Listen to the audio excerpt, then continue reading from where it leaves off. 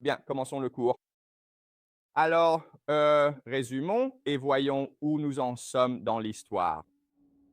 Alors, il y a trois forces d'intérêt majeures qui poussent les États-Unis vers la guerre avec l'Iran. La première est le lobby pro-israélien. Rappelez-vous que le lobby israélien se compose d'intérêts juifs et d'intérêts chrétiens, n'est-ce pas? L'AIPAC représente les intérêts juifs. Il compte environ 100 000 membres, mais ils sont très riches. Il y a beaucoup de milliardaires dans ce groupe. Ce groupe a donc un pouvoir financier. En fait, l'AIPAC est considéré comme le deuxième lobby le plus puissant des États-Unis. Le premier est celui des retraités, d'accord? Ils sont environ 30 millions. Et leur organisation de lobbying est la plus puissante. Mais l'AIPAC est deuxième. Mais il y a aussi les sionistes chrétiens dans le lobby israélien, non? Par exemple, l'organisation Christians United for Israel compte 7 millions de personnes parmi ses membres. Ensemble, les sionistes chrétiens et l'AIPAC sont une force extrêmement puissante au gouvernement. Et ils veulent une guerre au Moyen-Orient pour faire avancer les intérêts d'Israël.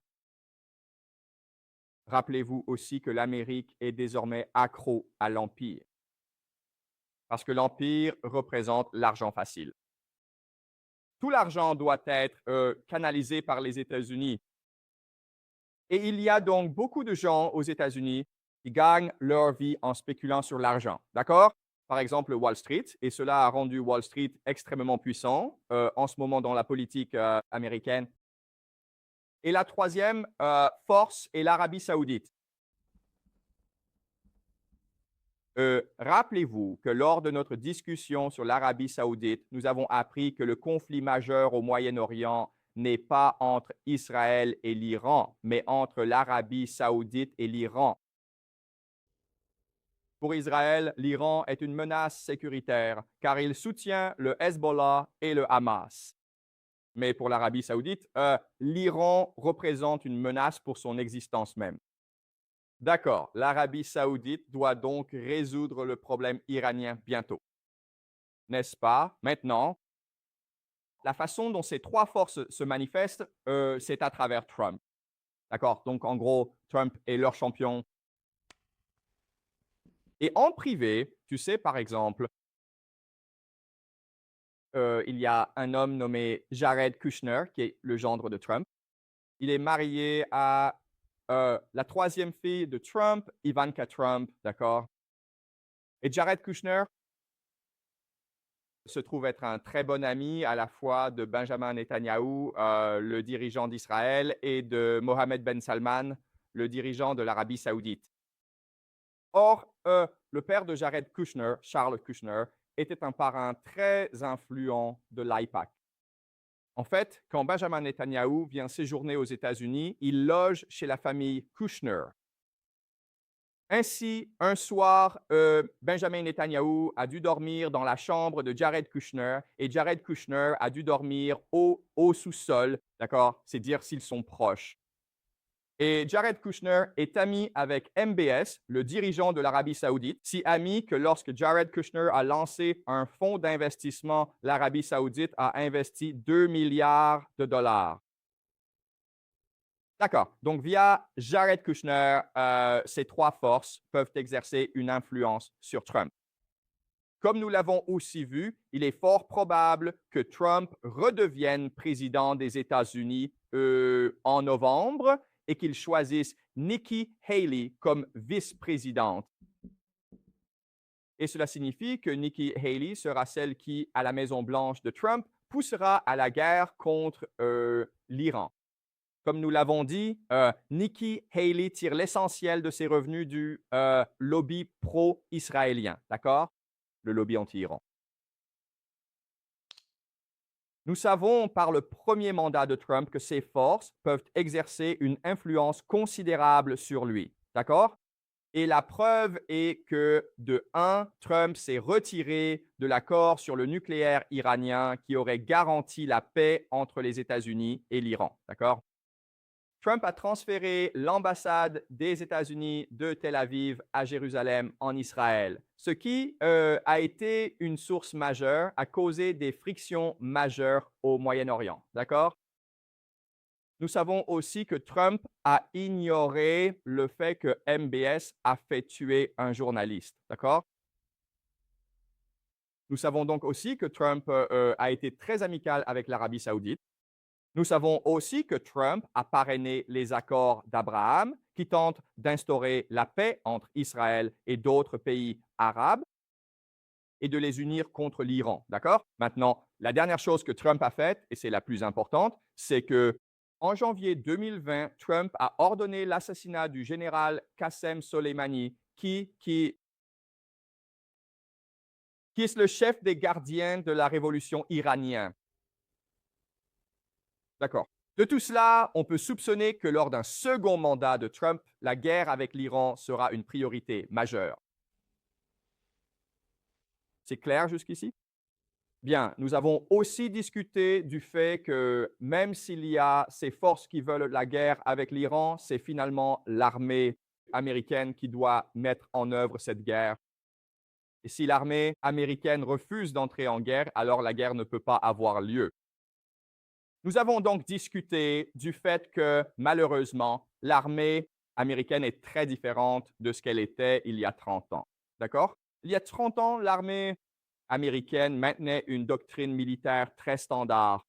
Il maintenait trois principes très importants que toutes les armées doivent maintenir en temps de guerre. Le premier est le regroupement des forces. Le deuxième est d'éviter l'encerclement, n'est-ce pas? Et le troisième est de protéger les lignes de ravitaillement.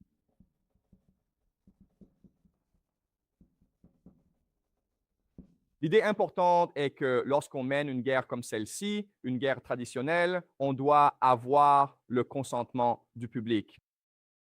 Car c'est le public qui envoie des soldats, qui fournit l'argent, qui vous donne le soutien politique. Mais en 2003, l'armée américaine a changé sa doctrine militaire pour celle du choc et de l'effroi. Et ce que choc et effroi signifient, c'est qu'on n'a plus besoin de suivre ces trois principes. On peut utiliser la suprématie aérienne. On a aussi l'omniscience technologique. Et on a aussi les forces spéciales. Et cela permet de mener des guerres à moindre coût, rapidement et de manière décisive, de sorte qu'on n'a plus besoin du soutien politique du public. Et, comme nous l'avons aussi discuté, cela a créé l'idée du BRICS. Dans l'armée américaine, à cause de la guerre d'Irak de 2003, est convaincue de pouvoir gagner n'importe quelle guerre, n'importe où. Mais nous savons que cette doctrine n'est en fait pas vraie. Et nous le savons grâce à ce qu'on appelle l'opération Gardien de la prospérité. D'accord? Il y a quelques mois, les Houthis, qui sont un groupe rebelle au Yémen, ont commencé à attaquer des navires en mer Rouge. D'accord? Et une grande partie du commerce passe par la mer Rouge. L'armée américaine a donc dépêché une force navale massive contre les Houthis. Les Américains ont-ils pu vaincre les Houthis? Non, ils n'y sont pas parvenus. Alors, qu'est-ce que les Américains vont faire à ce sujet? Que peuvent-ils faire contre les Houthis?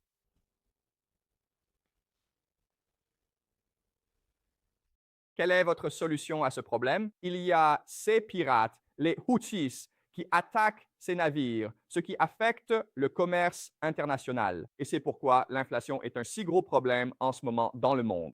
Alors, que vont faire les Américains? Que va faire l'armée américaine? Que peuvent-ils faire à ce sujet? La réponse est rien, d'accord? L'armée américaine n'a pas de solution. Pourquoi? Parce qu'ils n'ont pas les forces nécessaires pour entreprendre une opération contre les Houthis. Ils ont des forces spéciales, la suprématie aérienne et l'omniscience technologique, des satellites, mais pas d'infanterie. Ils n'ont pas énormément de navires. Par conséquent, ils ne peuvent pas arrêter les Houthis, d'accord? Et ce qui est vraiment important, c'est que Joe Biden a déclaré que oui, nous savons que nous perdons la guerre en mer Rouge et oui, nous savons que nous ne pouvons pas arrêter les Houthis, mais nous allons continuer sur cette voie. D'accord? Est-ce que c'est clair? Et c'est là l'idée de l'hubris, ne pas connaître ses limites. Et quand vous êtes confronté à vos limites, vous refusez de les accepter. D'accord? C'est pourquoi, si l'armée américaine reçoit l'ordre d'envahir l'Iran, elle le fera probablement, car elle ne peut imaginer la possibilité d'être vaincue en Iran. D'accord? Et puis, il y a le corps des gardiens de la révolution iranienne, tu sais, qui est une force militaire très importante en Iran. D'accord? C'est vraiment une organisation puissante. Tu vois, la garde révolutionnaire.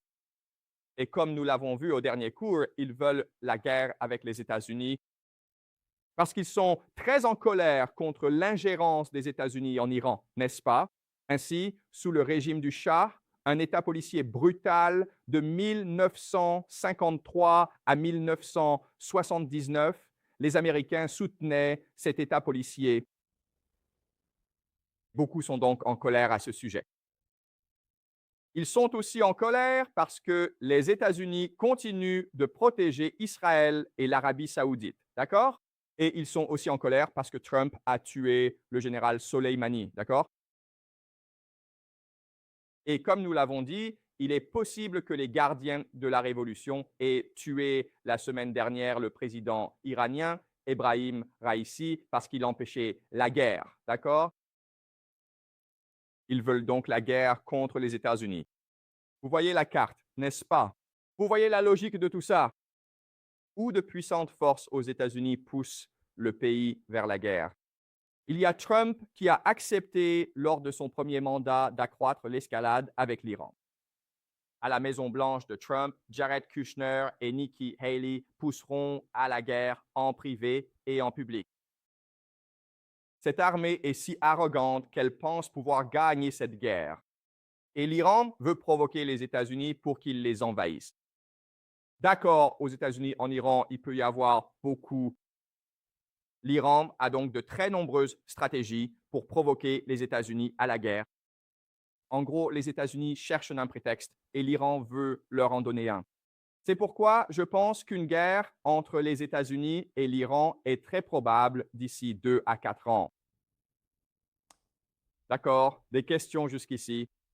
Est-ce que tout est clair avant que je ne poursuive? Des questions? Bon, parlons maintenant de la guerre elle-même. Ici, c'est surtout de la spéculation, d'accord? Mais j'utilise la spéculation pour nous aider à mieux comprendre ce qu'une guerre donnerait. Alors, imaginons que nous soyons en mars 2027, d'accord? Et Trump passe à la télévision. Il annonce l'opération Liberté iranienne, une invasion américaine à grande échelle de l'Iran avec Israël et l'Arabie saoudite comme partenaires principaux, mais le Royaume-Uni sera impliqué, l'Australie sera impliquée, les Émirats arabes unis seront impliqués, la Pologne sera impliquée. On a donc de nombreux pays qui attaquent l'Iran ensemble. Et Trump passe à la télé et explique au public américain pourquoi les États-Unis mènent cette guerre. D'accord. Et voici ce que dit Trump. D'abord, il dit que depuis 1 an, il y a des manifestations violentes en Iran. Il y a des protestations religieuses, politiques et ethniques. Le peuple iranien en a assez de l'ayatollah. Ils en ont assez de la dictature. Ils veulent la démocratie. Ils veulent la liberté. Et en réponse, les gardiens de la révolution tuent des milliers de manifestants. L'Iran est au bord de la guerre civile. Par conséquent, les États-Unis ont l'obligation de protéger le peuple iranien. Le peuple iranien prie pour la liberté et la démocratie, et les États-Unis, la plus grande démocratie au monde, doivent leur apporter la démocratie. La première raison est donc la liberté et la démocratie. Deuxièmement, les services de renseignement américains et israéliens ont découvert que depuis 2 ans, l'Iran travaille d'arrache-pied au développement d'une bombe nucléaire. En fait, l'Iran n'est plus qu'à 1 mois de posséder 3 bombes nucléaires. De sorte que New York, San Francisco et Los Angeles pourraient toutes être détruites. D'accord? Alors, pour éviter cela, nous devons frapper les premiers pour stopper le programme nucléaire iranien. D'accord? Troisièmement,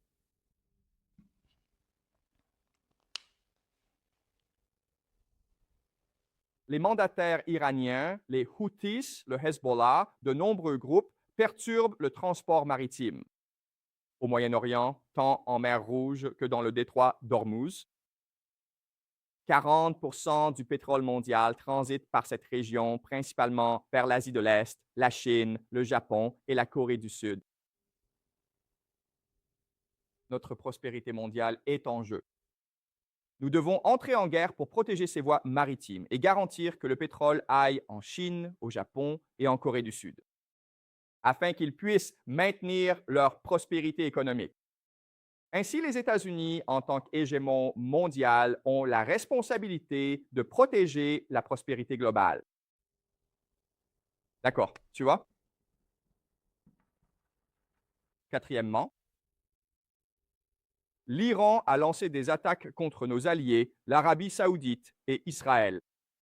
Le Hezbollah attaque violemment Israël, tuant des dizaines d'Israéliens, des Israéliens innocents. Les Houthis attaquent les champs pétroliers d'Arabie saoudite, nuisant à l'économie.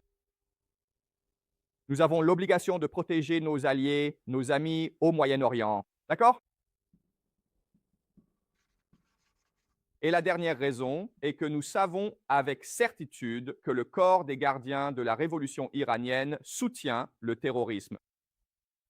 La semaine dernière, dans un centre commercial, des hommes armés ont tué 107 personnes. Nos services de renseignement affirment qu'il s'agissait très certainement d'une opération iranienne. D'accord? C'est donc pour ces 5 raisons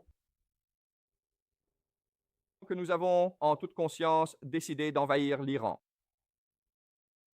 Mais ne vous inquiétez pas, cette invasion sera un succès car nous avons de nombreux alliés. Le Royaume-Uni, Israël, l'Arabie saoudite, tous nos amis font partie de cette opération. Nos forces spéciales sont déjà dans le pays à la recherche de leurs bases aériennes et de leurs missiles. Nous pouvons les neutraliser dès le début de la guerre. De plus, nous avons été en contact avec des groupes d'opposition iraniens. Ils veulent renverser le régime.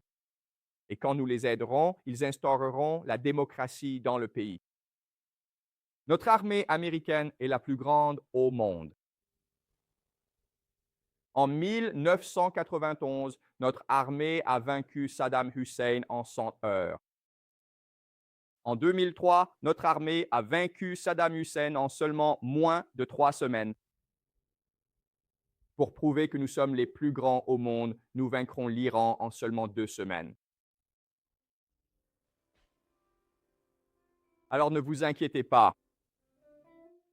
Nous serons forts pour protéger la démocratie, la liberté et la prospérité mondiale. D'accord? C'est donc ce que Donald Trump dira au peuple des États-Unis. D'accord? Et bien sûr, il y aura des manifestations à grande échelle dans tout le pays contre cette guerre. Mais la plupart des gens dans le pays soutiendront cette guerre. D'accord? Très bien. Donc, après ce discours, l'opération est lancée. Et à la télé, on regardera ça à la télé et sur Internet ensemble, sur YouTube ensemble. D'accord? Et nous serons tellement impressionnés par la puissance de l'armée américaine. Voici l'Iran. Voici le détroit d'Ormuz, situé dans le golfe Persique, et l'Arabie saoudite. Israël est ici, la mer Rouge est ici, l'Irak est ici. D'accord?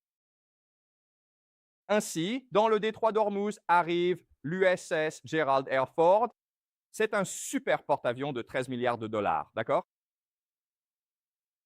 Cet engin est conçu pour détruire des pays. Il rôde maintenant dans le détroit d'Ormuz pour s'assurer que la navigation est sûre. L'Amérique établit la suprématie aérienne très rapidement, d'accord, ce qui signifie qu'elle a le contrôle total du ciel. Rien ne peut bouger dans le ciel sans être détecté par l'Amérique, d'accord? Et puis une force d'invasion massive est envoyée en Iran, dans le sud. 100 000 soldats américains débarquent, peut-être 200 000 soldats d'Arabie saoudite débarquent, d'accord? Peut-être qu'il y a 300 000 à un demi-million de soldats en Iran. Et ils sont sur le point de frapper Téhéran au nord, d'accord? Donc, au sud, les États-Unis et leurs alliés ont établi une tête de pont. Ils ont une présence massive dans le pays et ils vont attaquer Téhéran. D'accord? Très bien. Comprenez-vous ce qui s'est passé? Bon, maintenant, je veux vous poser cette question. À ce stade, je pense que le sort de la guerre est scellé.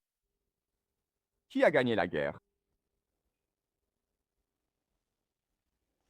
L'Amérique a établi sa suprématie aérienne. Elle contrôle les cieux. La marine américaine contrôle les mers. Il y a 100 000 soldats américains sur place prêts à frapper Téhéran. La guerre est déjà décidée. Qui a gagné la guerre?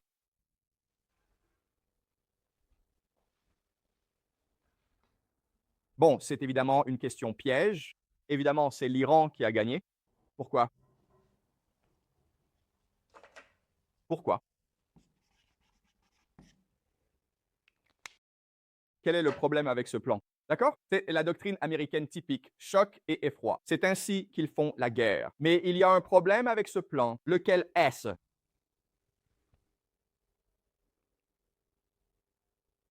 C'est exactement ce que veulent les Iraniens. Pourquoi les Iraniens voudraient-ils cela? Parce que peut-être que s'ils occupent le sud, personne n'y restera. Bon, revenons à la doctrine militaire classique. D'accord? Dans la doctrine militaire classique, il y a trois principes, non? Masser les forces, éviter l'encerclement, protéger les lignes de ravitaillement. Ce sont trois choses à respecter absolument si vous partez en guerre. OK? Alors, selon la doctrine classique, expliquez-moi pourquoi les États-Unis ont déjà perdu. Ils sont encerclés. Exactement. D'abord, ils sont encerclés. D'accord? Savez-vous pourquoi? Parce que l'Iran, ce ne sont que des montagnes. C'est une forteresse. D'accord? Ce qui signifie que pour amener ces troupes, il faut les parachuter. Pas vrai? Mais les gars, une fois qu'ils sont dans le pays, on ne peut plus les en sortir. Vous comprenez? Bon, c'est le premier problème. Ils ont été encerclés, n'est-ce pas? Quel est le deuxième problème? Mais ils ne peuvent pas vraiment aller au nord. Pourquoi pas? Parce que c'est trop défendu à cause de toutes ces montagnes. C'est exact. Et pour quelle autre raison? Et c'est très dur de déplacer des chars et du matériel en montagne. Oui, c'est vrai. D'accord. Ils n'ont donc pas réussi à masser leurs forces. Bon, l'Iran compte une population de 90 millions d'habitants. Il faudrait au moins 3 à 4 millions de soldats pour espérer conquérir le pays. Ils n'en ont que 100 000 dans ce pays. D'accord. Et, comme dit Jack, on ne peut pas déplacer de chars dans les montagnes. Ils ne sont pas faits pour la guerre en montagne. Qu'allez-vous faire? D'accord? Ils ne peuvent donc pas masser de force. Ils ne peuvent pas, ils sont encerclés. Et quel est l'autre problème? Et c'est là le plus gros problème. Ils ne peuvent pas être ravitaillés. Exactement. Ils ne peuvent pas être ravitaillés, d'accord? Ils n'ont pas de ligne de ravitaillement. Pour les ravitailler, des avions doivent larguer munitions et vivres dans le pays. Mais encore une fois, l'Iran n'est fait que de montagnes. C'est donc très facile pour les Iraniens d'abattre les avions. C'est logique. Quand on passe par les montagnes, on ne voit pas ce qu'il y a au sol. Un gars avec un lance-roquette peut juste abattre l'hélicoptère, d'accord? C'est ce que les Afghans ont fait aux Soviétiques pendant la guerre d'Afghanistan. Et c'est pour ça que les Soviétiques ont perdu la guerre. Un drone peut abattre n'importe quel avion, d'accord? Donc, en d'autres termes, ces gars sont piégés. Vous croyez que ce sont des soldats, mais non. Ce qu'ils sont vraiment des otages, d'accord? C'est logique. Il y a trop de monde dans le pays, on ne peut pas les en sortir, mais pas assez pour attaquer Téhéran. On ne peut pas les ravitailler. Et ils ont été encerclés par les forces iraniennes. D'accord? C'est logique? D'accord? D'accord. Maintenant, la logique d'avoir 100 000 troupes américaines dans le pays est que, une fois sur place, toute la résistance au régime se soulèvera et attaquera Téhéran. L'armée iranienne se mutinera contre le pays, d'accord? C'est l'espoir. Pourquoi pensons-nous que ça n'arrivera pas?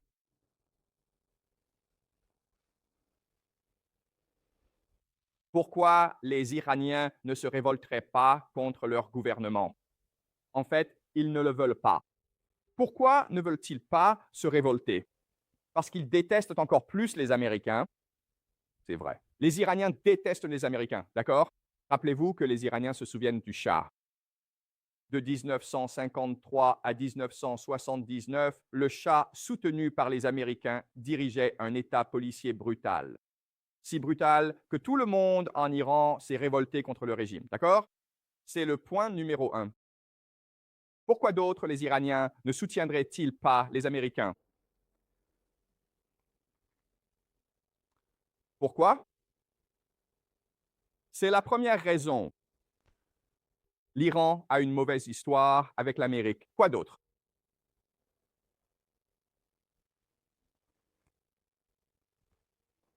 Les gars, quel pays est juste à côté? L'Irak. Que s'est-il passé en Irak?